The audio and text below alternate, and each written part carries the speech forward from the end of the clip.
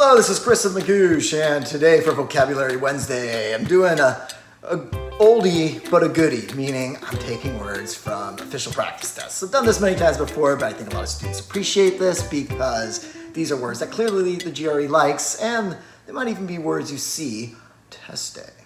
And of course, they're definitely words you'll see on the practice exam. So the first one is ploddingly. Ploddingly, it almost sounds like a ploddingly, but no, there's no claps involved here.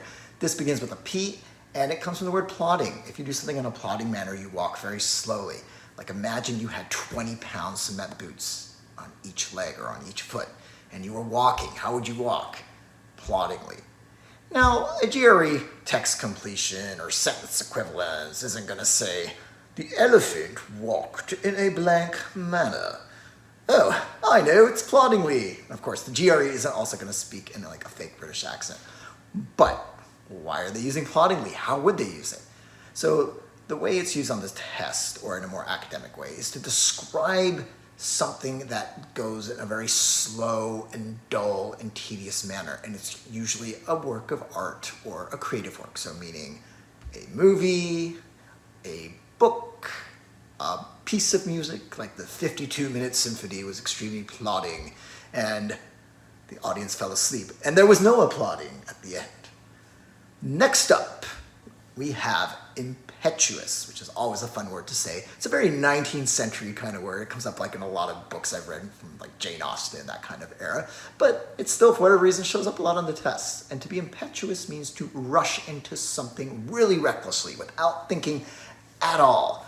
So you could maybe contrast two people, one who is circumspect or cautious and really weighs all options, versus the other one who says, I'm just going to rush in. So maybe you think, oh, I know, I have friends, and they were, both investing in something, and one of them decided, I'm going to do all the research before I invest or put money in that, where the other one said, wow, it's going up, everyone's buying it, I gotta buy it, and then they throw a bunch of money in. Sometimes, usually, it doesn't go that well.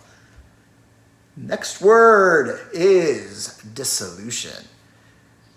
Now, the word solution is in there, but that doesn't necessarily help you because it's not like the opposite, not finding a solution. But dissolution is a coming apart of something, a disintegration. So you could have a dissolution of society, a complete breakdown. You could have a dissolution of your favorite rock band or music group. So that's typically how the word is used. It can also, kind of a second definition, not as common, describe like moral decay, like a complete breaking down of morality. So going back to your favorite rock band, maybe they had this phase where they were partying all the time and, living that kind of life, and that would be a life of dissolution.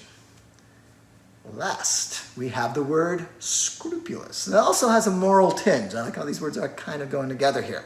So if you're scrupulous, you do the right thing. You do what is considered ethical or morally correct. And that word actually comes also from the noun form, which is scruples. So if one exercises scruples, it means moral judgment. So to be scrupulous is to exercise this moral judgment.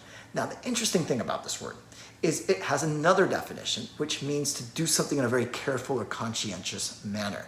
So it can really mean both of those depending on the context. This latter, though, is actually a little bit more common. So you would see in the context of she studied her vocabulary scrupulously. She would always carefully go through and examine each question she missed or each word she didn't completely understand. That would be the typical context of that word. And that's a great way to end it, because as vocabulary learners, hopefully you are always being scrupulous vocab studiers. And I will see you next time.